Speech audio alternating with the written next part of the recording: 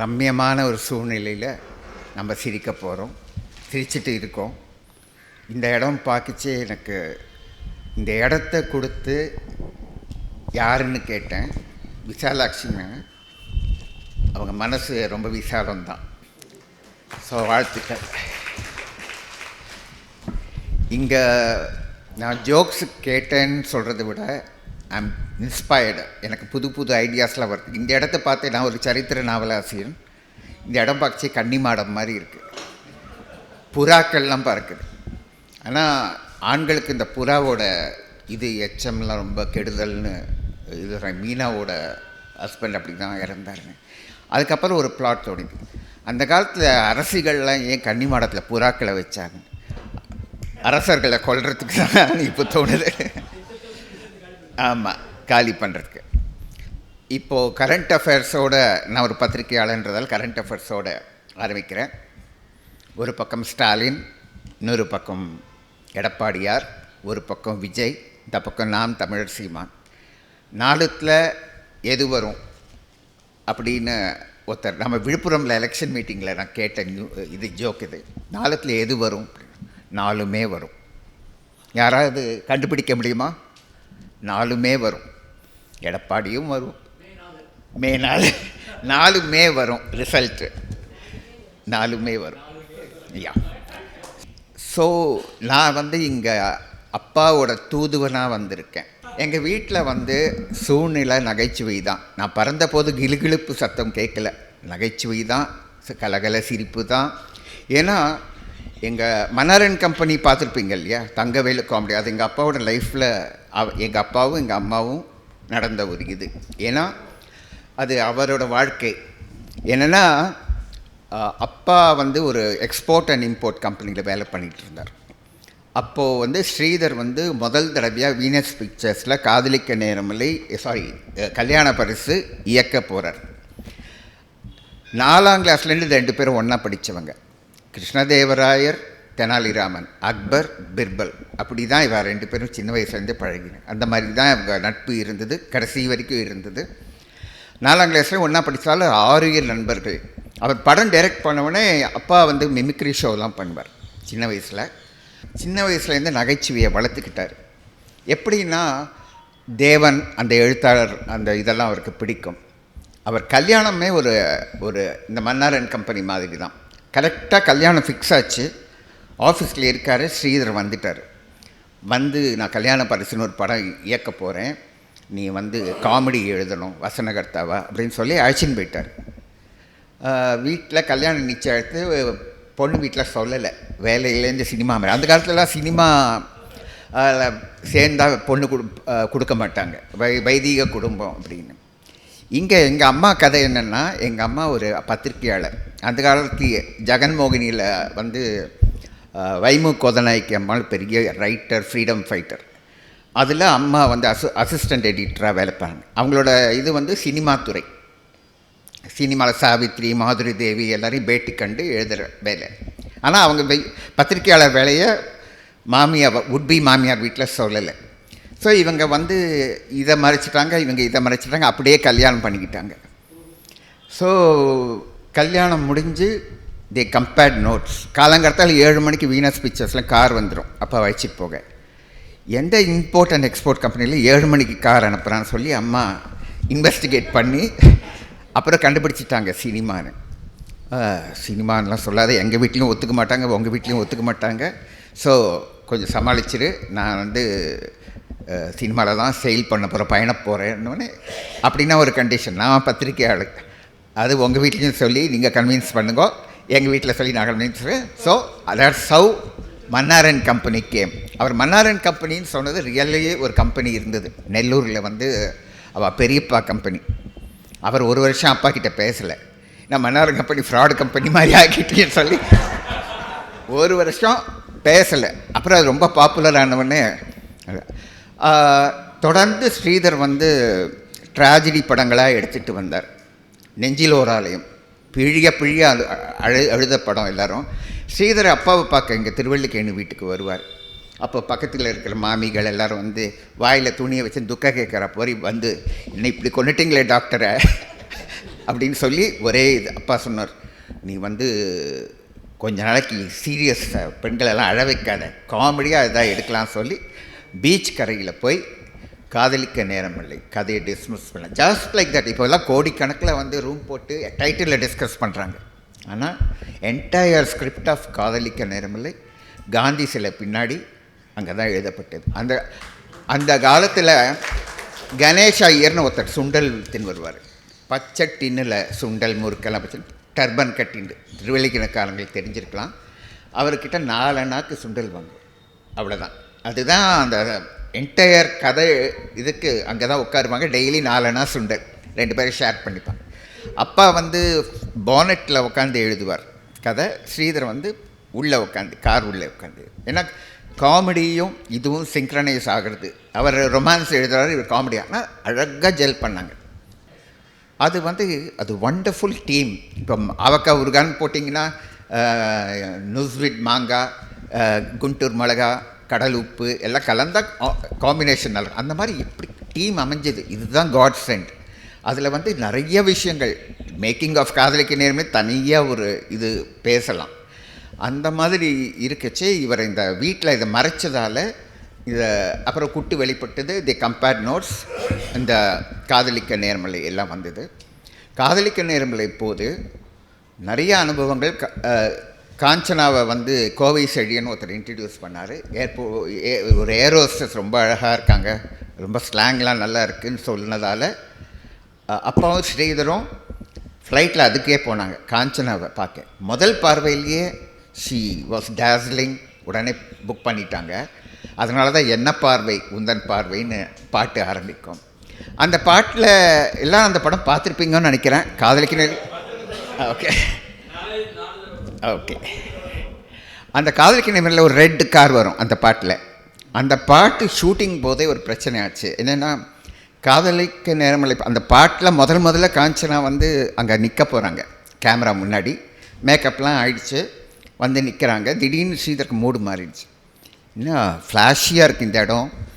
PWD building dark red colour ஃப்ளாஷியாக இருக்குது. Blue sky, கடல் கருநீலமாக இருக்குது, மணல் செம்மண்ணாக இருக்குது, எல்லாமே ஃப்ளாஷி கலராக இருக்குது. அந்த பிளிமோத் ஞாபகம் இருக்கா? அந்த அந்த எஸ்டேட்டில் வருமே அந்த காரை வந்து நிறுத்தினார். ஆமாம் பிளிமோத், முதல்ல பிளிமோத் வந்தது. அது வந்து ஜெல் ஆகலை அந்த கலரில். உடனே ஸ்ரீதர் சொன்னார், என்ன கோபு இந்த மாதிரி ஃப்ளாஷி கலர்ஸாக இருக்குது, பிளிமோத் மட்டும் டல்லாக இருக்குது, I want a car immediately அப்படின்னு. உடனே அப்போ காஞ்சனா ஓடி வந்து கோபு ஐ ஆம் ரெடி அப்படின்ட்டு அந்த ரெட்டை பின்னல் போட்டு மடித்து கட்டிட்டு சூரி இது சல்வார் போட்டிட்டு வந்து நின்றாங்க. நீ ஒன்று பண்ணு, அந்த ரெட்டை பின்னல் அடித்து கொண்டையே போட்டு ஏரோஸ்ட்ரெஸ்ஸாகவே போயிடு. ஏன்னா இன்றைக்கி ஷூட்டிங் நடக்க போகிறதில்ல. திடீர்னு ரெட்டு கார் கேட்குறா, நான் ரெட்டு காருக்கு எங்கே போவேன், ஃப்ளாஷி காருக்குன்னு. லக்கிலி அப்பாவுக்கு வந்து ஒரு கசின் இருந்தார். அவர் ஓவி அழகேசனோட ஃப்ரெண்டு ஓவி அழகேசன். அந்த ஓவி அழகேசன் மூலமாக அப்போ மினிஸ்டராக இருந்தால் ஜோதி வெங்கடாச்சலம்னு ஒரு அம்மா மினிஸ்டர். அந்த அம்மாவோட கார் தான் அந்த ரெட்டு கார். அது என்னென்னா அவங்க ஜானவாசத்துக்கெலாம் ரெண்ட்டு விட்டு இருந்தாங்க. அந்த காலத்தில் மந்திரிலாம் எவ்வளோ ஐயோ பாவம் பாருங்கள், ஜானவாசத்துக்கு கார் ரெண்ட்டு பண்ணி அந்த சம்பாதியத்தில் வச்சுருந்தாங்க. ஸோ அது மாதிரி அதை வாங்கி அந்த காரை வச்சு எடுத்தாங்க. அந்த மாதிரி அந்த மேக்கிங் ஆஃப் காதலிக்க நேர்மலே நகைச்சுவையாக இருக்கும்.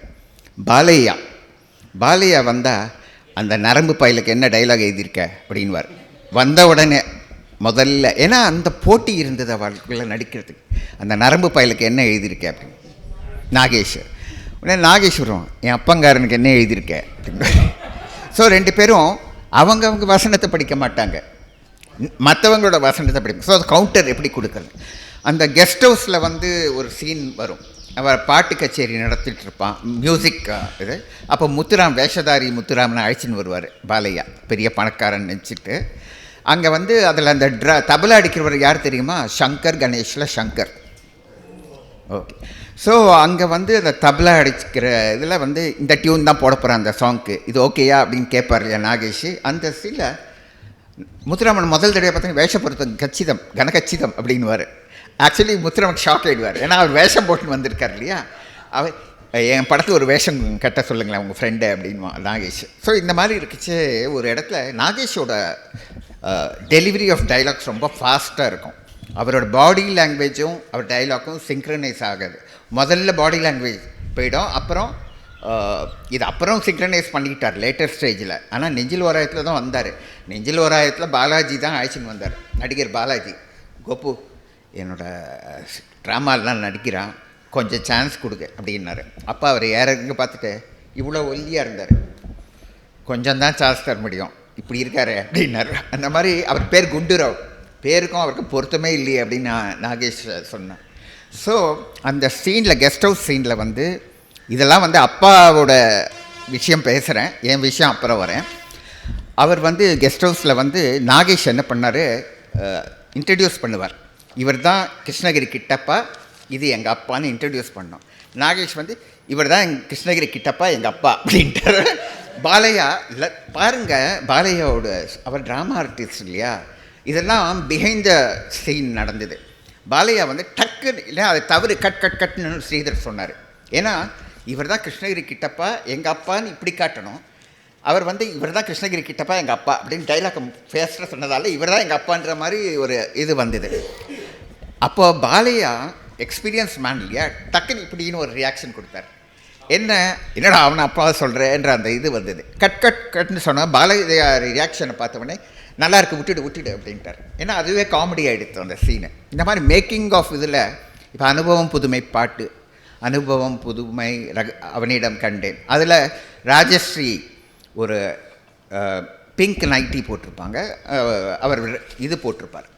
அந்த பாட்டோட பிஹைண்ட் த சீன் என்னென்னா அது ஒரு எக்ஸ்பெரிமெண்ட்ஸ் சாங்.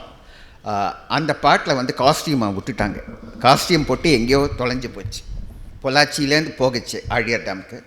ஸோ ஸ்ரீதரோட கோட்டு நைட் கவுன் அதை போட்டுக்கிட்டு ஏதோ இருந்த ஒரு யாரோடையோ ஒரு நைட்டியோ ராஜஸ்ரீ போட்டு நைட் எஃபெக்டில் எடுத்துட்டாங்க, அது பிராண்டாக போச்சு. அந்த மாதிரி நிறைய இன்ட்ரெஸ்டிங் இன்சிடென்ட்ஸ். இப்போது அப்பாவோட லைஃப்பில் வந்து எல்லாமே நகைச்சுவை தான். சில பேர்லாம் இப்போல்லாம் ப்ரிப்பேர் பண்ணிட்டு வருவாங்க, சில பேர் நகைச்சுவையாக பேசுகிறதுக்கு. சில பேருக்கு வந்து ஒருத்தர் ஜோக்கை வச்சு இன்ஸ்பயராக இன்னொரு ஜோக் சொல்லுவாங்க. பட் அப்பாவுக்கு என்னவோ தெரியல, சின்ன வயசுலேருந்து அவர் சம்பவங்கள், அவர் லைஃப் சம்பவங்கள்லாம் காமெடியாகவே அமைஞ்சுது. அவருக்கு வந்து அந்த காலத்திலாம் பெரிய பணக்கார அத்தைகள் இருப்பாங்க, ஏன்னா வயசானவங்களுக்கு கட்டி கொடுத்துருவாங்க.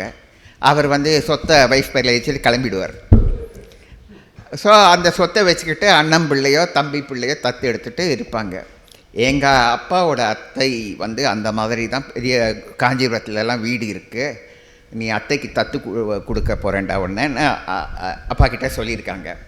அப்பாவுக்கு வந்து ஸ்ரீதரை விட்டு போக மனசு இல்லை, இருந்தாலும் வீடு கொடுப்பாடா வாடா அப்படின்னு சொல்லி அம்மா அழைச்சின்னு போய் அத்தைக்கு தத்து விடித்தாங்க. அது யானை மேலே, வரதர் கோவில் யானை மேலே அப்பாவை உட்கார வச்சு ரொம்ப கிராண்டாக பண்ணாங்க. போயிட்டு அத்தை வீடு கிட்டே போச்சு. சடன்லி அத்தை மனசை மாற்றிட்டாங்க, ஸ்டாப், கேன்சல் அப்படின்னாங்க, ப்ரோக்ராம் கேன்சல்னு. எங்கள் அப்பாவுக்கு நிம்மதி, அப்பா we are going back to Chengalpattu, ஸ்ரீதரோட இருக்கலாம் அப்படின்னு. கடைசியில் பார்த்தா அது கேன்சல் பண்ண காரணம் கொண்டு வந்த யானைக்கு வடகளை நாம் விட்டுறது, போய் யானையை அனுப்பி தெங்கலை நாம் போட்டு எடுத்துகிட்டு வா அப்படின்னு சொல்லி யானையை திருப்பி அனுப்பிச்சு தெங்கலை போட்டு அப்படி ஸ்வீகாரம் எடுத்து தத்து எடுத்தது எங்கள் அப்பா. வீட்டுக்குள்ளே போனால் அன்றைக்கி நைட்டு ஃபஸ்ட்டு அனுபவம், எங்கள் அத்தை கரண்ட் இல்லை வீட்டில், இருட்டு வீடு, ஃப்ளாரன்ஸ் நைட்டிங்கல் மாதிரி அத்தை பாட்டி வந்து இப்படி இதை எடுத்துகிட்டு போகிறாங்க. வீடு எல்லா இடத்துலையும் அவர் என்ன நினச்சார், போயஸ் கார்டன் மாதிரி ஒரு வீடு இருக்குன்னு நினச்சிட்டு தத்துக்கு சம்மதிச்சார். அங்கே போனால் இடிஞ்ச வீடு, இந்த ஓட்டை வீட்டுக்காக என்ன தத்து கொடுத்த அப்படின்னு அம்மாவை கேட்டார். இல்லைடா அத்தை பிஏ படித்தவங்க அண்ணனை தான் கேட்டா, ஆனால் இந்த ஓட்டை வீடு வெள்ளையும் சொல்லியமாக இருந்தால் ஒன்று அண்ணனை கொடுக்கலாம், பிஏ படித்த அண்ணன் கொடுக்கலான்னு இருந்தேன், இந்த ஓட்டை வீட்டுக்கு நீ போகிறோம். அவங்க அம்மாவுக்கு அதை விட நகைச்சுவை உணர்வு, நீ இன்டர்மீடியட் தான் படிச்சுக்க, இந்த ஓட்டை வீட்டுக்கு நீ போகிறோன்னு ஒன்றை கொடுத்துட்டேன் அப்படின்வாங்க. அந்த மாதிரி ஒரு நகைச்சுவை தொடர்ந்து வந்தது. காதலிக்க நேரமில்லை, கலாட்டா கல்யாணம், உத்தரவின்றி உள்ளேவா, வீட்டுக்கு வீடு, எல்லாத்துக்கும் சிவந்த மண், ஊட்டி வரை உறவு. ஊட்டி வரை உறவு தான் அப்பா ரசித்து எழுதிய காமெடி, காசைதான் கவிழடா. அது வந்து எல்லாமே கமல் சொல்லுவார். கமல் வந்து ஹாஸ்யத்துக்கு குருவாக அப்பாவை தான் வச்சுருந்தார். அவர் சொல்லுவார், 10% ஆஃப் கோபு காமெடி தான் சினிமாவில் வருது, மீதி 90% அவர்கிட்டயே தான் இருக்குது. வீட்டில் ஒரு சின்ன விஷயம், நாங்கள் வந்து எங்கள் அண்ணா பையன் வந்து ஆவினில் ஏதோ ஒரு இந்த ஃப்ளேவர் மில்கெல்லாம் டிஃப்ரெண்ட் இது வாங்கின்னு வந்தான் ஃப்ளேவர்ஸ், கேரட்டு, பிஸ்தா, பாதாம், பிளாக் கரண்ட் என்னென்ன கொடுத்து எல்லாருக்கும் யாருக்கு என்ன வேணும், சாக்லேட் வேணுமா இது வேணுமா எல்லோரும் கேட்டிருந்தான். கோல்டு இது உனக்கு என்ன பிடிக்கும் உனக்கு என்ன பிடிக்கும்னு கேட்டால் அப்பா கிட்டே போனான், சித்ரால யோகப்பட்டு போய் உனக்கு என்ன பிடிக்கும் அப்படின்னு, எனக்கு சளி பிடிக்கும் அப்படின்னு. இந்த மாதிரி ஸ்பான்டேனியஸாக அவருக்கு காமெடி வரும். இங்கே நான் இன்றைக்கி கூட அவர் அதான் சொன்னார், எனக்கு வந்து பேசணும்னு ஆசையாக இருக்குது. சினிமா ஷீல்டை விட ஹியூமர் கிளப் ஷீல்ட்ஸ் தான் நிறையா வச்சுருக்காரு. ஆனால் அவரால் வர முடியல, ஏன்னா எனக்கு அடுத்தால கொஞ்சம் வீசிங் ப்ராப்ளம் இருந்தது, அதனால் வரல. இப்போ வந்து நான் வந்து என்னோடய அனுபவங்களை கொஞ்சம், ஏன்னா பத்திரிகையாளர்னா சிரிக்க நேரம் இருக்காது, we are always inside pressure cooker. ஆனால் என்னோடய ஹிந்துவில் நான் வந்து 30 வருஷம் இருந்திருக்கேன். அதுக்கு முன்னாடி இந்தியன் எக்ஸ்பிரஸில் இருந்திருக்கேன். நிறைய கூஃப் அப் நடக்கும் ஹிந்துவில். ஒரு நாளாட்டி அப்பா எனக்கு பேசணும்னு சொல்லிட்டு நரசிம்மனுக்கு பேசணும்னு ஃபோன் பண்ணியிருக்காங்க. ஆப்ரேட்டர் வந்து யாரையோ கனெக்ட் பண்ணியிருக்காங்க நரசிம்மன்ற பேரில். நான் தான் அப்பா பேசுகிறேன்னு சொன்னோடனே, அப்பாவா, எங்கள் அப்பா பரமபதம் போய் 4 வருஷம் ஆகுது அப்படின்னு. உடனே நீங்கள் ராங் நரசிம்மன் கொடுத்துருக்கீங்க, நான் பேச விரும்புகிறது என் பையன் டிஏ நரசிம்மன் அப்படின்னு. அவனே ஆப்ரேட்டர் லாஸ்ட் பேஷன்ஸ். எங்கள் ஹிந்து ஃபேமிலியில் ஆரம்பித்து கேன்டீன் வரைக்கும் டிபார்ட்மெண்ட்டுக்கு 4 நரசிம்மன் இருக்காங்க, உங்களுக்கு எந்த நரசிம்மன் வேணும் அப்படின்னு கேட்டார். உடனே அப்பா ஸ்பான்டேனியஸாக, பெரியவன் என் பையன் ஹிந்துவில் வேலை செய்வான்னு தெரியாமல் நரசிம்மன் பேர் வச்சுட்டேன், நான் அவனுக்கு வேறு பேர் வச்சுட்டு அப்புறம் ஃபோன் பண்ணுறேன். இந்த மாதிரி நிறைய ஸ்பான்டேனியஸாக அடிப்பார். இதுவே கிடையாது, சொல்லக்கூடாது. பாண்டியராஜன் இதில் பாட்டி சொல்லி தட்டாதுன்னு எழுதினார். ஒரு டைலாக்லாம் சொல்லி கொடுக்குச்சே, பாண்டியராஜா எங்கே போயிட்டு, அவர் அங்கேயே தான் இருந்தார். ஆனால் அப்பாக்கு டென்ஷன், பாண்டியராஜா எங்கே போயிட்டேன் அப்படின்னு. இங்கே தான்ப்பா இருக்கேன், பக்கத்துலேயே இருக்கு, ஸ்டூல் மேலே ஏறி இல்லையா. அந்த மாதிரி ஹர்ட் பண்ண மாட்டார். அப்பாவோட காமெடியில் யாரையும் ஹர்ட் பண்ணுற மாதிரி ஸ்பான்டேனியஸாக சொல்கிறவனே யார் அவர் கிண்டல் பண்ணுறா அவங்களே சிரிச்சிடுவார். அவங்க அம்மாவும் அந்த மாதிரி தான். இதில் வந்து ஸ்ரீதர் திடீர்னு அவருக்கு ஒரு ஆசை வந்தது, புராண படம் எடுக்கணும், அஷ்டலக்ஷ்மி அப்படின்னு ஒரு இது பேர் வச்சார். அதில் வந்து ராஜஸ்ரீ, சாவித்ரி எல்லோரும் புக் பண்ணாங்க. அப்பா வந்து 2 நாள் டைலாக் எழுதி கொடுத்தார். அதை படித்து அதெல்லாம் சரியாக சொன்னால் புராண படம் எடு, இல்லைன்னா எடுக்காது. அதில் வந்து காதலிக்க நேரமில்லையே உங்கள் தலையில் பக்கெட் போட்டிருக்கக்கூடாது, பெரிய கல்லை எடுத்து போட்டிருக்கணும் அப்படின்னு சொல்லுவாள். ஏன்னா பாறாங்கல்னு தான் அப்பா வசனம் எழுதினார். ஆனால் பாறாங்கல் அவங்க வாயில் வரல. ஏன்னா ஸ்ரீதர் வந்து தெலுங்கு ஆர்டிஸ்டாக புக் பண்ணிவிடுவார். அவங்களுக்கு தமிழ் சொல்லி கொடுத்தா வாயில் தமிழ் நுழைச்சி தெலுங்கு தள்ளி விட்டுருது தமிழ் வார்த்தையாக. அந்த மாதிரி எல்லாம் சாந்தகுமாரின்னு ஒரு அம்மா இருந்தாங்க, தெரியும் இல்லை, விடிவள்ளி சிவந்தம்மன்லாம் பண்ணியிருக்கேன். அவங்களுக்கு சுட்டு போட்டாலும் தமிழ் வராது, ஆனால் உணர்ச்சியாக நடிப்பாங்க. அவங்க கிட்ட போய் வசனம் சொல்லி கொடுத்தாரு அப்பா. அது வந்து, நீ கவலைப்படாத சந்துரு, சிவாஜி பேர் சந்துரு, நீ கவலைப்படாத சந்துரு, நான் எல்லாருக்கும் சமைச்சு வச்சிடுறேன், நீ கவலைப்படாத சந்துரு, நான் எல்லாருக்கும் சமைச்சு வச்சிடுறேன் அப்படின்னு சொல்லியிருக்காங்க. அப்பாவுக்கு பகீர்னு போச்சு, அம்மா சமைஞ்சில்லைதம்மா சமைச்சு அப்படின்னாரு. சமைச்சு காதம்மா சமைச்சு அப்படின்னு. அந்த அம்மாவுக்கு வரவே இல்லை சமைச்சு. அப்புறம் சிவாஜி டைலாக் அப்படி பேசி சிவாஜி, அதனால் 2 நாள் சிவாஜி கால் ஷீட் போச்சு. அந்த மாதிரி சம்பவம்லாம் நிறையா நடக்கும். அப்பா சொல்லுவார், நீ தெலுங்கு நடிகையாக புக் பண்ணிடுற, நான் என் வசனத்தை சொல்லி கொடுக்குறதுக்குள்ள போரும் ஆகிடுது, அவங்க வாயில் தமிழை நுழைக்கிறதுக்கு. இந்த மாதிரி நகைச்சுவையானங்கள் அவர் வீட்டில் வந்து பிஹைண்ட் த கேமரா நடந்த ஜோக்குகள்லாம் நிறையா சொல்லுவார். இந்த மாதிரி நிறையா இருக்கும். நாகேஷும் அவரும் நல்ல வேவ் லெங்க்த்து. எல்லா படத்துலையும், அப்பாவோட எல்லா படத்துலேயும் நாகேஷ் இருப்பார். அவர் தான் ராஜஸ்ரீக்கு திகில் அழகின்னு பேர் வச்சார்.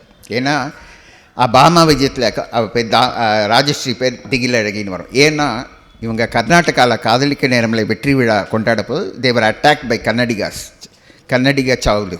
கரெக்டாக லால்பாக் கிளாஸ் ஹவுஸில் காதலிக்க நேரமில்லை வெற்றி விழா நடந்தது. அப்போ வந்து இது பண்ணி அட்டாக் பண்ணாங்க. எல்லோரும் அங்கே கிளாஸ் ஹவுஸ்லேயே அந்த திண்ணெல்லாம் இருக்கும் இல்லையா, அது அடியில் ஒழிஞ்சிட்டு இருந்தாங்க. அப்போ ராஜஸ்ரீ மட்டும் வெளியில் வர பயந்துட்டு போயிட்டாங்களான்னு கேட்டாங்க. ஸோ அப்போ நாகேஷ் அவங்களுக்கு திகில் அழகின்னு பேர் வச்சு அந்த படம் வந்து அந்த பேர் நிலச்சி போச்சு அவங்களுக்கு. இந்த மாதிரி பிஹைண்ட் த கேமரா நிறையா நடக்கும். என்னோடய ஜேர்னலிசம் லைஃப்பில் சிரிக்க டைம் கிடையாது, ஆனால் சிரிப்பாக சிரிச்சிருக்கோம். ஏன்னா நிறைய ஹெட்லைன் குரூப்ஸு தவறுகள் நடக்கும். நான் இந்தியன் எக்ஸ்பிரஸில் இருந்தபோது கொஞ்சம் இதுவாக தான் இருக்கும் இந்த ஜோக்கு, இருந்தாலும் கேளுங்கோ. உண்மையாக நடந்தது. ஏன்னா நான் இட்டுக்கட்டிலாம் சொல்ல, உண்மையாக நடந்த சம்பவங்கள், அதனால் நான் தைரியமாக சொல்லலாம். இந்தியன் எக்ஸ்பிரஸில் நாங்கள் நைட் ஷிஃப்ட் பார்ப்போம். நைட் ஷிஃப்ட்னால் நாங்கள் தூங்கவே முடியாது. 2 மணிக்கு எடிஷன் சைன் ஆஃப் பண்ணினாட்டு கூட வீட்டுக்கு வந்தால் தூக்கம் வராது. ஏன்னா ஹெட்லைன் சரியாக போட்டிருக்கோமா, காலங்கடத்தில் ஏதாவது தப்பாக போச்சுன்னா லீகல் கேஸ் வந்து தானே என்ன பண்ணுது, தூக்கம் வராது. மறுநாள் கரெக்டாக பேப்பர் படிச்சுட்டு தான் நாங்கள் நிம்மதியாக தூங்க முடியும். அப்படி இருக்கச்சே ஸ்ரீலங்காவில் ஒரு பாம் பிளாஸ்ட், கேண்டின்ற இடத்துல பாம் பிளாஸ்ட். எங்களுக்கு நியூஸ் வந்தது. எங்கள் இந்தியன் எக்ஸ்பிரஸில் என்ன வழக்கம்னா, நாங்கள் நியூஸை இங்கிலீஷில் போட்டுட்டு அதை அவங்களுக்கு கொடுப்போம், தமிழில் அது போகும். ஸோ தினமணிக்கு அந்த நியூஸை 34 பேர் இறந்து போயிட்டாங்க. நாங்கள் செகண்ட் லீடாக போட்டோம். அவங்களும் அதை செகண்ட் லீடாக போட்டு அதை டிரான்ஸ்லேட் பண்ணி எல்லாம் பண்ணாங்க. எல்லாம் முடிஞ்சது. எடிஷன் வந்தது. கண்டியில் குண்டு வெடிப்பு, 34 பேர் மரணம் அப்படின்னு தலைப்பு. அந்த டிபார்ட்மெண்ட்டில் எல்லோரும் பத்திரிகையாளர் இருந்தால் விழிப்புடன் இருக்கணும் ப்ரூஃப் ரீடிங்லாம் பார்க்க மாட்டாங்க. அவங்கெல்லாம் தூங்கிகிட்டே இருப்பாங்க. ஸோ வந்தது தினமணி பிரிண்ட் ஆனவொடனே பேப்பர் நியூஸ் எடிட்டர்கிட்ட வரணும். அது என்ன ஆச்சுன்னா, தலைப்புச் செய்தி பற்றி ஐயோ அப்படின்னு கத்தினார் நியூஸ் படி. ப்ரெஸ்ஸுக்கு ஓடி போய் எல்லா ஸ்விட்சையும் அணைக்கிறார். இதை ஸ்டாப் பண்ணு. என்னென்னா, கண்டியில் குண்டு வெடித்த கூ இருக்கிற இடத்துல கா வந்துடுது, கா இருக்கிற இடத்துல கூ வந்துடுது. உண்மையாகவே இது நடந்த சம்பவம். இப்போ எங்கள் பத்திரிக்கைக்கார லைஃப்பை பாருங்கோ. கா இருக்கிற இடத்துல கூ வந்தது. அந்த மாதிரி ஏன்னா இந்த காலத்தில் வந்து கம்ப்யூட்டர் தெசரஸ் இருக்குது, எல்லாருமே வந்து தானாக திருத்திக்கும் சில மிஸ்டேக்ஸ், டேமேஜிங். இந்த மாதிரிலாம் நாங்கள் எப்படி பார்க்க, அந்த காலத்தில் வசதியே இல்லாத காலத்தில் இதெல்லாம் சொல்கிறேன். அதனால தான் சொல்கிறேன், பத்திரிக்கை லைஃப்ன்றது சிரிச்சிருக்கோம் நாங்கள். அந்த லைஃப்பெல்லாம் பேசினான்னா ஐயோயோ, அதனால தான் எனக்கு ரெஃப்ரெஷிங்காக என்ன இருக்குன்னா, வீட்டில் வந்து அப்பா கிட்ட நல்ல காமெடிகள் சொல்வார். நிறைய காமெடி சம்பவங்கள், திரைப்பட உலகம் நிறைய பேசிகிட்டே இருக்கலாம். எல்லாருக்கும் பேச சான்ஸ் கொடுக்கணும். அதனால் இது ஒரு வரம். நகைச்சுவை சிரிக்க தெரிஞ்சது ஒரு பெரிய வரம். கடியோ கிடியோன்னெலாம் பார்க்காதீங்க. அதுக்காக யூ டோன்ட் ஃபீல் கில்ட்டி. ஏன்னா நகைச்சுவை நீங்கள் சொல்கிறதுல நகைச்சுவை இருக்குது. ரசிக்கிறவங்க கிட்ட ரெசிப்ரோகேட் பண்ணுறாங்க பாருங்கள், அவங்கக்கிட்ட அந்த குணம் இல்லாமல் இருக்கலாம். அதனால் உங்கள் மேலே தப்பு இல்லை, அது அவங்களோட தப்பு. அதை அப்பா அதை சொல்லிகிட்டே இருப்பார். நகைச்சுவைன்னா ரசிக்க தெரியணும். அவரோட இது என்னென்னா அப்சர்வ் பண்ணுவார். இப்போ நான் வந்தேன்னா உங்களெல்லாம் நல்லா கேட்டேன், இன்ஸ்பயர் ஆன. அப்பா அப்படி இல்லை. ஒவ்வொரு கோதண்டராமன் மேனரிசமா, ஓகே, அவங்க உமாவோட மேனரிசமா, ஓ அப்படியா, அதை வச்சு ஒரு கேரக்டர் எழுதிடுவார். ஸோ உங்களை மாதிரி இது என்ன மாதிரி இருக்கே அப்படின்னு நீங்களே ஃபீல் பண்ணுவீங்க. ஸோ அது வந்து அன்னப்பறவை மாதிரி நகைச்சுவையை எதிராளிக்கிட்டேருந்து அப்படியே வாங்கணும். வாலி வரன் அவங்களோட ஆற்றலை வாங்குற மாதிரி நகைச்சுவையும் தொத்து வியாதி, கொரோனா மாதிரி தான். ஸோ நகைச்சுவை டோன்ட் ஃபீல் கில்ட்டி. முதல்ல ஃபீலிங் ஆஃப் கில்ட்டியே இருக்கக்கூடாது நகைச்சுவை இதில். ஸோ உங்களுக்கு எழுதுங்கோ, நிறைய நகைச்சுவை எழுதுங்கோ. பஞ்சம் இப்போ நாட்டில் இவ்வளோ சச்சரவுகள் இருக்கிறதுக்கு காரணம் என்ன நினைக்கிறீங்கோ? நகைச்சுவை உணர்வு வத்தி போச்சு. அந்த காலத்தில் குறத்தி ஜோக்கு, குறவன் ஜோக்கெலாம் எழுத முடியும். இப்போ எழுதினா ஜாதி கலவரம்னு வந்துடும். பீப்புளுக்கு சகிப்புத்தன்மை இல்லை நகைச்சுவை. அதனால தான் இப்போ இருக்கிற படங்களை யாரும் நகைச்சுவை, இப்போ அப்பா சொல்கிறாரு, இப்போ வந்து நான் நகைச்சுவை எழுதினா யாரும் ஏற்றுக்க மாட்டாங்க. ஏன்னா சகிப்புத்தன்மை போச்சு. மக்களுக்கு வந்து வெறுப்பு, ஒருத்தருக்கு மேலே சந்தேகம், அதெல்லாம் வந்தபோது எப்படி சிரிப்பாங்க. பட் இந்த மாதிரி ஹியூமர் கிளப் மீட்டிங்ஸ்லாம் பெரிய லெவலில் நடக்கணும். இப்போ சின்னதாக அந்தந்த ஆவின் பூத்து மாதிரி சின்னதாக இல்லாமல் அந்த பெரிய லெவலில் ஒரு ஹியூமர் சேர்னால் தான் நாடு உருப்படும். இப்போது நான் சொல்கிறேனே, இன்றைக்கி விழுப்புரத்தில் ஒரு எலெக்ஷன் மீட்டிங், அதுக்கு நான் போனோம் கவரேஜுக்கு. விழுப்பில் இருந்தேன், மடியோடு இருக்கலான்னு இங்கே வந்திருக்கேன், மடி பாக்கத்தில். ஸோ விழுப்புலேருந்து மடி ஆகிட்டேன். இன்றைக்கி மடியான காரணம் நகைச்சுவை உணர்வு. So keep writing. உங்களுக்கு நகைச்சுவையை டைரி வச்சுக்கோங்க, உங்களுக்கு தோணினதெல்லாம் எழுதுங்கோ. ஒரு சின்ன ஜோக், காலச்சக்கரமே என் நாவலை பற்றி சொன்னீங்க இல்லையா, அந்த நாவல் வந்து ஒரு கிசுலேருந்து உருவாச்சு. ஒரு சின்ன ஜோக்லேருந்து பெரிய நாவல் உருவாகும். ஹோடோஸ் இருக்கார், பிஜி ஹோடோஸ். அவர் வந்து சிம்பிளாக இருக்கும், அவர் காமெடி ரொம்ப சிம்பிளாக இருக்கும். ஜெயலலிதாவே சொல்லுவாங்க அப்பாவுக்கு ஃபோன் பண்ணி, எனக்கு ரொம்ப ஃப்ரஸ்ட்ரேட்டடாக இருந்தேன், உங்கள் கலாட்டா கல்யாணம் பார்த்தேன், உங்கள் காசிதான் கடவுளடா பார்த்தேன், அதுலேருந்து அதுக்கப்புறம் கொஞ்சம் ஃப்ரெஷ் ஆகிட்டு என்னோடய வேலையெல்லாம் பார்த்தேன்னு சொல்லுவாங்க. ஸோ நகைச்சுவை வந்து நீங்கள் அதாவது தெனாலிராமன் அதெல்லாம் அந்த டேலண்ட்டு அதெல்லாம் வந்து பெரிய வரம், அது மற்றவங்களை சிரிக்க வைக்கிறது. So keep trying, continue. இது கடைசியாக ஒரு வார்த்தை, இப்போது மோகன்தாஸ் வந்து எழுத்தாளர். நான் வந்து ஒரு வரலாற்று நாவல் எழுதின போது அவர் பிஞ்சில் எழுதியிருந்தார். பிஞ்சு தானே அது அந்த. ஸோ அந்த மாதிரி நிறைய எழுத்தாளர்கள் எழுதினாங்க. ஆனால் நான் சீரியஸ் நாவல் எழுதினேன், மயிலங்கி மங்கையின் மரகதப்பெட்டி. அப்போது ஒருத்தர் நகைச்சுவை எழுதினார். அந்த நகைச்சுவை வந்து எப்படி இருந்ததுன்னா, மற்ற எழுத்தாளர்களெல்லாம் ரிஃப்ரெஷ் பண்ணுற மாதிரி இருந்தது. நம்மளாம் ஒரு சீரியஸாக இருந்துச்சு, ஒருத்தர் நகைச்சுவை பேசினா அது கரோனாவோட வேகமாக பரவும் நகைச்சுவை. அதனால் கீப் லாஃபிங். I am so delighted to be here. அது அப்பாவின் மெசஞ்சராக தான் நான் வந்திருக்கேன். பட்டு அப்பாவோட பற்றி பேசுகிறது தான் நிறைய விஷயங்களை பேசலாம். அவர் 10 நிமிஷம்தான் சொன்னார். அதனால் இன்னும் ஒரு நாள் ஒரு பெரிய செஷன் வச்சு அப்பாவை அழைச்சிட்டு நான் ஒரு நாள் வரேன் அவசியம். Okay, so thanks for this wonderful opportunity. எல்லோரோட ஜோக்கையும் நான் ரசித்தேன். ஸ்ரீனி, மாத்ருபுதேஸ்வரர், அப்புறம் உமா, எல்லாம் விசாலாட்சி அம்மா நீங்கள் வந்து இந்த ஏஜுக்கு சிரிக்க வைக்கிறீங்க, பெரிய விஷயம். எங்கள் அப்பா தான் சொன்னார். ஏன்னா 95 இயர்ஸ் ஆகுது எங்கள் அப்பாவுக்கு, இன்னும் அந்த ஹியூமர் அப்படியே இருக்குது. அவர் வந்து நான் அவரை ஒன்றுமே பெருசாக பார்த்துக்கிறது இல்லை பிள்ளைகள், அவர் ஹியூமர் தான் அவரை காப்பாற்றுறது. அவர் இன்னும் கூட எல்லா ஸ்டார்ஸும் ஃபோன் பண்ணுறாங்க, கோப் சார் எனக்கு ரொம்ப ஃப்ரஸ்ட்ரேட்டடாக இருக்கேன், எதாவது சொல்லுங்களேன் அப்படி. வைரமுத்துவே எல்லாம் பேசுகிறாரு, இந்த மாதிரி எல்லோரும் பேசுவாங்க. ஸோ சிரிக்க வைக்கிறவ வந்து ஒரு பெரிய ஜீனியஸ், என்ன சொல்கிறது, நாட்டுக்கு ரொம்ப பிரயோஜனமானவர். நீங்கள்லாம் நாட்டுக்கு ரொம்ப பிரயோஜனமானவர்கள். ரிட்டையர் ஆகிட்டீங்கன்னு கவலைப்படாதீங்க. நிறையா this is a country where people become prime minister at 80 years. இந்த 80க்கு அப்புறம் தான் வாழ்க்கை ஆரம்பிக்கிறது. அதனால் கீப் லாஃபிங், எல்லாரையும் லாஃப் பண்ண வைங்க. வணக்கம். எனக்கு வயசு இப்போ 65. ஆனால் நான் வந்து இந்தியன் எக்ஸ்பிரஸில் நுழைஞ்ச காலமில் திருப்பூர் கிருஷ்ணன் தான் இருந்தார். அதனால் நீங்கள் சிவராமன் ஜாம்பவான் தான், ஆனால் நான் திருப்பூர் கிருஷ்ணன் இருந்தார்.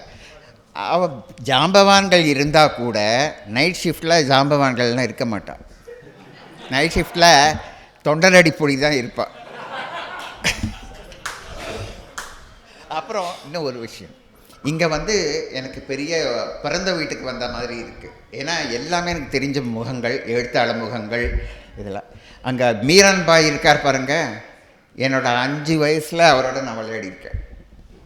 ஏன்னா அவர் வந்து எங்கள் திருவல்லிக்கேணியில் இருந்தார், நிறைய பழக்கம். அவர் கால்கேஸ் ஏஜென்சின்னு நினைக்கிறேன், அதில் ஒர்க் பண்ணியிருந்தார்.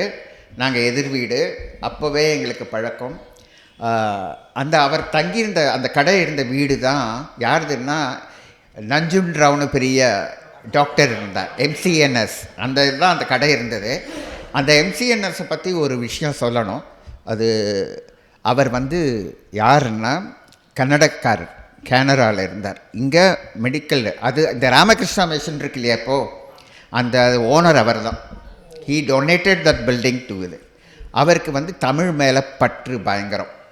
அவர் என்ன பண்ணாருன்னா, எல்லோரும் இந்த லேடி வில்லிங்டன் ஸ்கூல் இருக்குது இல்லையா ட்ரிப்ளிகேனில், அங்கே வெள்ளைக்காரங்களுக்கு மட்டும்தான் டீச் பண்ணுவாங்க, இங்கிலீஷ் மட்டும்தான், தமிழை இதெல்லாம் கிடையாது. ஸோ ட்ரிப்ளிகேனில் இருக்கிறவங்கெல்லாம் சேர்ந்து அதுக்கு எதிராக MOP சேரிட்டிஸ்னு ஆரம்பித்தாங்க. தாங்க படிக்கணும், அதுதான் இப்போ MOP காலேஜ். அந்த பாரதியார் என்ன பண்ணுவாரா, திருவல்லிக்கேணி தேரிட்டு தேர்வில் ஆங்கிலேயர்கள் எதிராக பேசிட்டு இந்த MCNS அந்த வீட்டுக்குள்ளே அவரோட மாரிஸ் மைனர் கால் பின்னாடி ஒழிஞ்சிப்பார். அவர் வீடு ராமகிருஷ்ண மிஷன் தானே, அந்த பங்களாக்கு அழைச்சின்னு போயிடுவார். மிட் நைட்டு பாரதியாரை கச்சேரி ரோடு கட்டத்தொட்டி அப்போ கட்டத்தொட்டி போட் போகும், கூவத்தூர் வரைக்கும் போகும், நெல்லூரில் ஆரம்பித்து கூவத்தூர் வரைக்கும் போகும். அந்த பக்கிங்ஹாம் கெனாலில் படகுல விறகு கட்டை நடுவில் ஒழிச்சிட்டு பாரதியார் கூவத்தூர் போயிடுவார், அங்கேருந்து பாண்டிச்சேரி தப்பிச்சு போயிடுவார். மீதி பெரிய பெரிய ஜாம்பவங்கள் மடிப்பாக்கம் பற்றி சொல்ல வேணாம். இப்போ ஏஐயில் போட்டு கிழிக்கிறார், முதல்ல புலி யானைன்னு. இங்கே செல்லம் ஜரீனா, மோகனா, இல்லை அவங்க மோகனா வந்து லேட்டாக வந்தாலும் லேட்டஸ்ட்டாக வந்திருக்காங்க. இப்போ செல்லம் ஜரீனா எழுத்து பற்றி சொல்ல வேணாம். அவங்க வந்து நல்ல நட்பு, நல்ல நண்பர். ஒரு எழுத்தாளருக்கு ஈகோ இருக்கக்கூடாது அப்படின்றதுக்கு அடையாளம் அவர் தான். நான் வந்து அந்த காலத்துலேருந்து இந்த அம்மா நாவலாசிரியை கமலாசோட ஓப்பன்னு எங்கள் வீட்டுக்கு வராத ராஜம் கிருஷ்ணன், குயிலி ராஜேஸ்வரி எல்லோரும் வந்திருக்காங்க. எல்லா ரைட்டரும், அனுத்தம்மா, லக்ஷ்மி, சனிக்கிழமை லக்ஷ்மி வருவாங்க. இந்த பெண்கள் எழுத்தாளர்களில் ஒரு கெத்தாக இருப்பாங்க. ஆனால் இவங்கெல்லாம் பாலிட்டிக்ஸில் இல்லாத ஒரு இது, அதனால் தைரியமாக பேசலாம் அவங்கக்கிட்ட. அது அந்த மாதிரி. ஸோ எனக்கு ரொம்ப சந்தோஷமாக இருக்குது. எல்லாம் தெரிஞ்ச முகங்கள். விசாலாட்சி அம்மா அறிமுகம், ஜலதங்கா ஆர்டிஸ்டோட பெண்ணு. இந்த இடத்துல எனக்கு ஒரு விஷயம் சொல்லணும். நெஞ்சல் ஒரு ஆலயம் படத்தில் சித்தார் வாசிப்பாங்க இல்லையா, தேவி சொன்னது நீ தான். அதில் ஒரு சம்பவம் சொல்கிறேன், அதோட நான் முடிச்சுக்கிறேன். அந்த சொன்னது நீ தான் நான் பாட்டும்போது தேவிகா பேர் பிரமிளா தேவி. அவங்க எங்கள் பாட்டிக்கிட்டே தான் வயலின் கற்றுக்கிட்டாங்க. ஆனால் அவங்களுக்கு சித்தார் வாசிக்க அந்த ஃபிங்கரிங்ஸ் வரல. ரொம்ப டேக் எடுத்தாங்க தேவிகா. இது வர அப்புறம் அப்பா என்ன சொன்னார், இது வேலை ஆகாது, நான் வந்து ஒரு சித்தார் ஆர்டிஸ்ட் ஆல் இண்டியா ரேடியோவில் இருக்காங்க, எங்கள் ஒய்ஃபோட ஃப்ரெண்டு, நான் அவனை அழைச்சின்னு வரேன்னு சொல்லி அந்த அம்மாவை அழைச்சின்னு வந்து அவங்களுக்கு தேவிகா புடவையை உடுத்தி அந்த க்ளோஸ்அப்பில் அந்த ஃபிங்கரிங்ஸ் காட்டிச்சு. அந்த அம்மா தாங்க அந்த ஹெல்ப் பண்ணவங்க பேர் லீலா. அவங்க தான் காசிதான் கடவுளாக மனோரமா ரோல் பண்ணாங்க. அவங்க வந்து இவங்க அம்மாவை பற்றி நிறையா சொல்லியிருக்காங்க. ஸோ எல்லாருமே தெரிஞ்ச முகம். முதல் தடவையாக பார்த்தாலும் நிறைய நாள் பேசி பழகின மாதிரி அனுபவருக்கு தொடர்ந்து பழகுவோம், பேசுவோம். நன்றி. இந்த ஹியூமர் கிளப் மீட்டிங் இன்வைட்டாக எனக்கு வாட்ஸ்அப்பில் அனுப்பிச்சாங்க எல்லோரும். நான் அது அப்பாவுக்கு வந்து, அப்பா கிட்ட ஸ்மார்ட் ஃபோன் கிடையாது, ஈ டசன்ட் ஹாவ் அ ஃபோன்னு தான் பிரச்சனைன்னு எங்கள் அண்ணாவுக்கு அனுப்பி காட்ட சொன்னேன். ஏண்டா பார்த்துட்டு 95 வயசில் என்னை நான் வெஜிடேரியன் போட்டிருக்காடா அப்படின்னு. ஏண்டா அவர் எப்பா கண்ணாடி போட்டுன்னு படிச்சியா கண்ணாடி போடாமல் படிச்சியான்னு கேட்டேன். கண்ணாடி எங்கேயோ கைமறதியாக வச்சுட்டேன்டா, பட் ஏன்டா நான் வெஜிடேரியன் போட்டிருக்கா அப்படின்னு. அப்புறம் கண்ணாடி போட்டுக்கிறதுன்னு, ஓ நான் வெஜிடேரியனா, ஓகே அப்படின்னு சொன்னார். அதான் இல்லைடா ஏன்பா இந்த மாதிரி நடிச்சது, இல்லைடா நீ ஹிந்துவில் வேலை பார்த்து தப்பு தப்பாக போடுவீங்களே நியூஸு, அந்த மாதிரி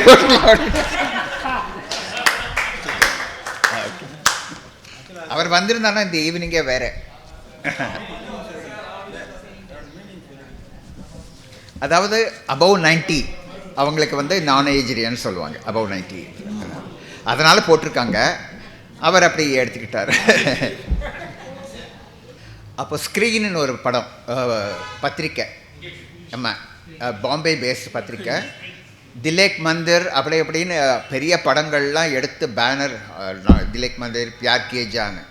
ஸோ ஒரு படம் இங்கே அட்வர்டைஸ், தர்த்தி சிவந்தமன் ஹிந்தி, அந்த அட்வர்டைஸ்மெண்ட் கொடுக்க தர்த்தி ஆமாம் தர்த்தி வந்து அட்வர்டைஸ்மெண்ட் கொடுத்த போது அவங்க வாங்கிக்க மாட்டேங்க, மദ്രാசி படம் இதெல்லாம் நாங்கள் போட மாட்டோம். கோபம் வந்துடுச்சு இதற்கு. அதே ஸ்க்ரீன் மாதிரி நாங்கள் தமிழில் ஒரு பத்திரிக்கை ஆரம்பிக்கிறோம் சொல்லி சித்ராலயான்னு ஒரு பத்திரிக்கை ஆரம்பித்தார். அது வந்து தினத்தந்தி மாதிரி தான் இருக்கும், ஸ்க்ரீன் ஸ்டைலில் இருக்கும், ஃபுல்லாக சினிமா நியூஸு. அதில் வந்து தேவசேனா ஸ்ரீதர், எங்கள் அம்மா கமலா சடகோப்பன், அப்புறம் சிவி ராஜேந்திரன் வைஃப் ஜானகி, இவங்கெல்லாம் பார்ட்னர்ஸு. எடிட்டர் வந்து வெந்நீராடை மூர்த்தி. ஸோ நல்லா போச்சு. அப்புறம் பத்திரிக்கை நடத்த ஆள் இல்லை, அப்பா எல்லாம் பிஸியாக போயிட்டான்னு அதை அப்படியே விட்டுட்டாங்க.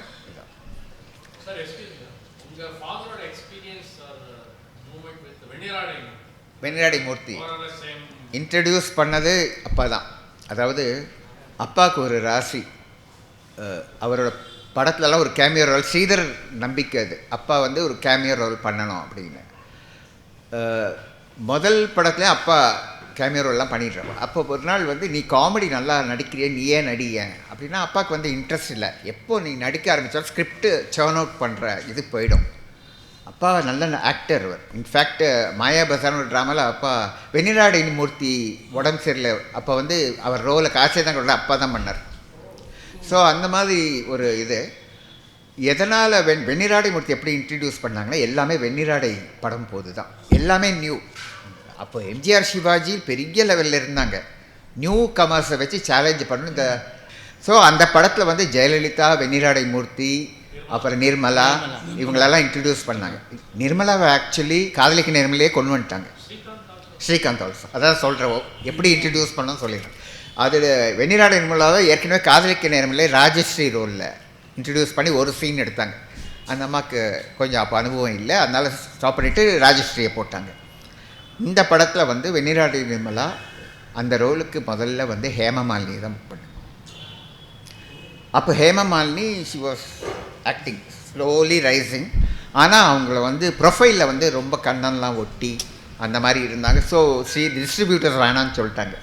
அது கூட அப்பா வந்து அந்த அவள் அம்மா ஜெயா சக்கரவர்த்தியை வந்து டெல்லி மாமின்னு சொல்லுவாங்க, டெல்லியிலேருந்து வந்திருந்தாங்க. இப்போது அப்பா கூட சொல்லுவார், நீ எல்லோரையும் புக் பண்ணிடுற, கேன்சல் பண்ணுறதுக்கு மட்டும் நான் போய் சொல்லணுமா அப்படின்னு. அந்த ஹேமாமாலினி அம்மா ரொம்ப கோபக்காரங்க. ஜெயா சக்கரவர்த்தி அவங்க வந்து அப்படியா இப்போ தான் தெரியுறதா ஒல்லியாக இருக்கான்னு, சரி அப்படின்னு கோச்சிட்டு போயிட்டாங்க.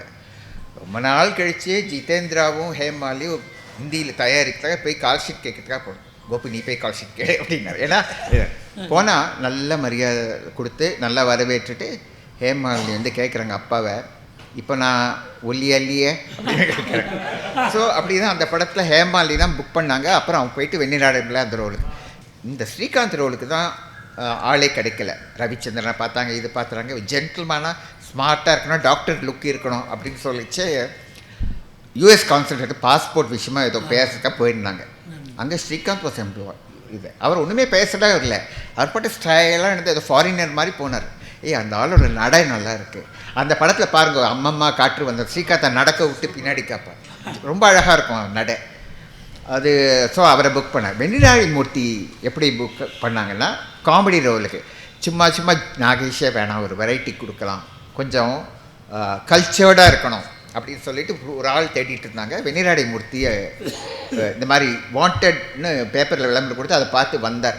அப்பா கிட்ட எல்லாம் பேசினார். இருப்பா ஸ்ரீதர் தான் ஃபைனல் டெசிஷன் எடுக்கணும் அப்படின்னு சொல்லிட்டு அழைச்சிட்டு வந்தார் மூர்த்தியை. ஏற இறங்க பார்த்தார். You have a very cultured look, you won't suit comedy roles, இன்னும் எப்போவாது இருந்தால் சொல்லி அனுப்புகிறேன் அப்படின்ட்டு போயிட்டார். போயிட்டு கதவை திறந்து வெளில போயிட்டார் மூர்த்தி. திடீர்னு கதவை திறந்து தலையை மட்டும் எட்டி பார்த்து, I never knew my face will spoil my future அப்படின்ட்டு அப்படி சொன்ன உடனே தேவர் ஸோ இம்ப்ரெஸ்ட், உள்ள வான்னு சொல்லி அதுக்கப்புறம் அந்த ரோலை கொடுத்தாங்க. ஸோ இந்த மாதிரி தான் வெண்ணிராடை மூர்த்தி வந்து அதுக்கப்புறம் அப்பாவோட கண்டினியூஸாக இது ட்ராவல். அப்பா வந்து ஆஸ்தான நடிகர்கள் இவெல்லாம் ரமா பிரபா, சச்சு, நாகேஷ், ஏன்னா காமெடி ஸ்கிரிப்ட்ஸ்னால் அவங்க தானே இருப்பாங்க. ஸோ ஒவ்வொருத்தருக்கும் ஒரு அனுபவம் உண்டு அந்த மாதிரி. ஸோ அப்படி தான் மூர்த்தி வந்தார். நல்ல பழக்கம். மணிமாலாவும் நல்ல ஃபேமிலி ஃப்ரெண்டு வந்துட்டுருப்பாங்க. இப்போ கூட ஃபோன் பேசுகிறாங்க. ஆமாம், இன்ஃபேக்ட் மாயா பசாரில் மூர்த்தி ரோலை காசிதாங்கரில் பண்ண போது சிவாஜி தலைமை தாங்கி அப்பாவுக்கு தங்கச்சங்கிலி போட்டார். நீ பாட்டு பாடி நடிக்கிறியே அப்படின்னு. இங்கிலீஷ் பாட்டெல்லாம் பாடி நடிச்சிருக்கேன். Is so talented. ஆனால் இந்த காலத்தில் எல்லாருமே வந்து நடிக்கணும், எல்லாரும் பார்க்கணும். இப்போ டி ராஜ் இருந்தால் சகலகலா வல்லவர் காட்டணும்னு, அதனால் ஒரு எல்லாம் பண்ணுறதால அந்த சாம் இல்லை. நீ ஸ்கிரிப்ட் ரைட்டர்னால் ஸ்கிரிப்டே சேர்ன் பண்ணி, அவர் டைரக்ட் பண்ணவே மாட்டேன்னாரு. ஆக்சுவலி இப்போ அப்பாவை பற்றி ஒரு ரூமர் போயிட்டுருக்கு. அவர் வந்து காசியந்தன் நான் தான் டைரக்ட் பண்ணோம் அப்படின்னு சொன்னேன். அப்படி இல்லை கதை. அவர் வந்து எத்தனையோ இதை வந்து சிவி ராஜேந்திரன் கொடுத்துருக்கார். அவருக்கு டைரக்ட் பண்ணுற சான்ஸ்லாம். ஏன்னா I want to focus on the script. அதனால தான் இப்போ காலம் கடந்து அப்பா சொல்லிகிட்டே இருப்பார், ஸ்கிரிப்டு வந்து எழுதிய விட பாப்புலராக இருக்கும். கல்கியை விட பொன்னியின் செல்வன் பாப்புலர். கல்கியின் பொன்னியின் செல்வன். ஸோ ஸ்கிரிப்டு காசிதாசனோட காதலிக்கிறவங்க இன்றைக்கும் பேசிகிட்டு இருக்காங்க. ஆனால் அது எழுதினவர் யார்? தேடி பார்த்து சித்ராலயா கோபு அப்படின்னு தான் சொல்லும். அதுதான் ஒரு படைப்பின் வெற்றி. நீ நாவல் எழுதுறது கூட காலச்சக்கரம் நரசிம்மான்னு சொன்னால் தான் உனக்கு தெரியும். ஆனால் படைப்பு வந்து பாப்புலராக இருக்கும். ஆமாம், இது வந்து என்ன அங்கே என்ஆர்ஐஸ்லாம் சேர்ந்து அந்த படம் எடுக்கணுன்ன போது சாவியே கேட்டாங்களாம், இந்த சப்ஜெக்டை யார் ஹேண்டில் பண்ணணும் நீங்கள் சொல்லுங்கள். இதை ஹேண்டில் பண்ணுற ஒரே ஆள் சித்ராலயா கோபு தான். அவரை போய் கேளுங்க, அவர் பண்ணால் பண்ணுங்கள், அவர் மாட்டேன்னா வேணாம் அப்படின்னு. ஸோ அதனால் அவர் பண்ணி யூஎஸில் போய் நாசா, ஒயிட் ஹவுஸ் அங்கெல்லாம் ஷூட் பண்ணார். ஆமாம், கதை சொல்கிறேன் சார்.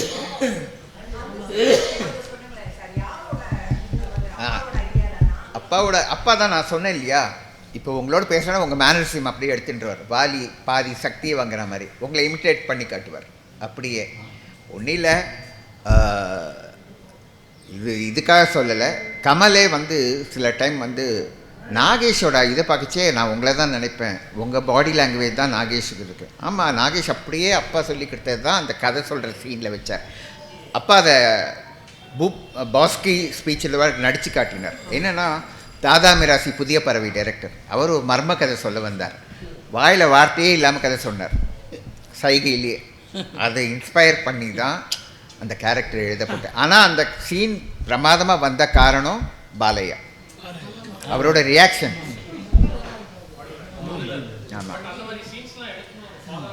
ஆமாம்மா, நடித்து காட்டுவார். இப்போ ஆமாம்மா, டைலாக் சொல்லி கொடுப்பார், இந்த வேவ் லெங்க்த்து எல்லாம் சொல்லி கொடுப்பார்.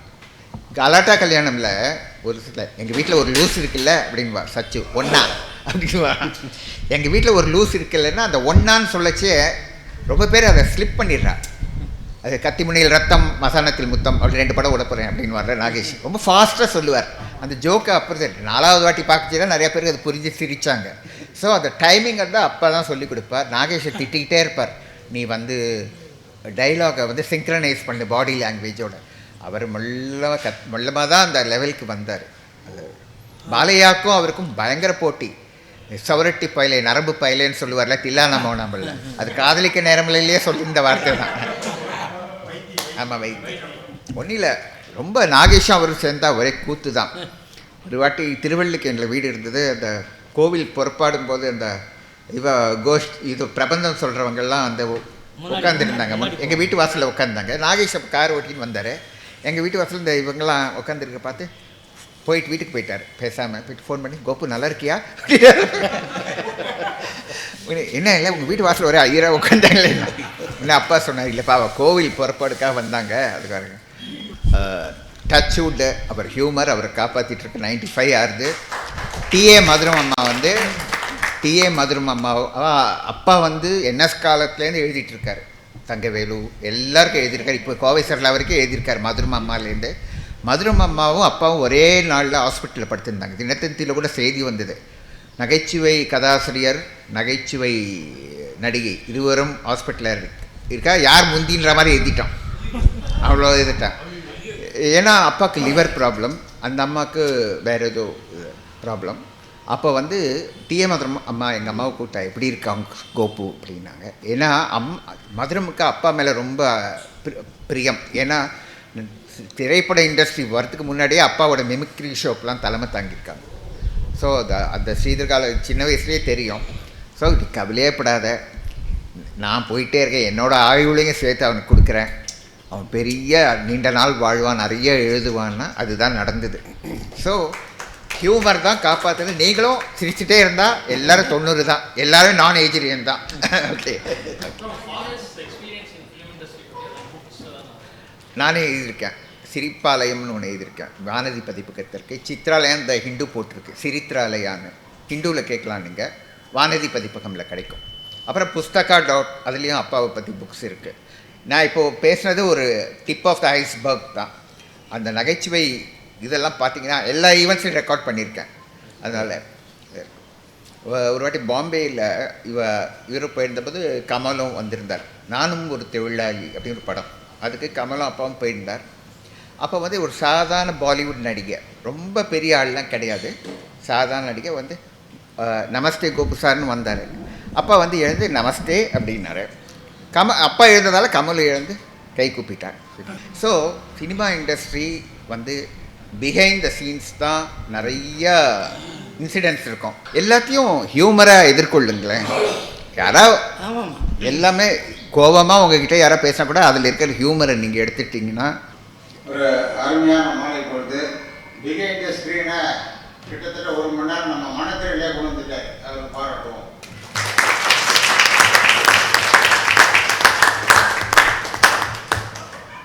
அப்புறம் இவருக்கு வந்து ஒரு நாள் போகிற ஆமாம் பேச போகாது. ஒரு 2 மணி நேரம். ஏன்னா 65 வருஷத்துக்கு முன்னால் காதலிக்க நேரம் படம், அத்தையா மாமியா, பாட்டி சொல்லி தட்டாது, சுமை தாண்டி நிறைய படம். அதனால நம்ம அவரோட மீண்டும் சந்திப்போம். யாரு அதுவே தனியாக சொல்லுவாங்க தலைவர் மோகன்தாஸ். என்னோட தாய்மையான வேண்டுகோள் இங்கே இருக்கிற நகைச்சுவையாளர்கள்லாம் ட்ரை டு ரைட் நகைச்சுவை ஸ்டோரிஸ், நகைச்சுவை நாவல்கள், நகைச்சுவை ஸ்கிரிப்ட்ஸ், ஷார்ட் ஃபிலிமாக கூட எடுக்கலாம். ஏன்னா நீங்கள் சின்ன நகைச்சுவை ஃபிலிம் எடுத்தால் கூட இது சொசைட்டிக்கு ஒரு பெரிய ஹெல்ப்ஃபுல்லாக இருக்கும்.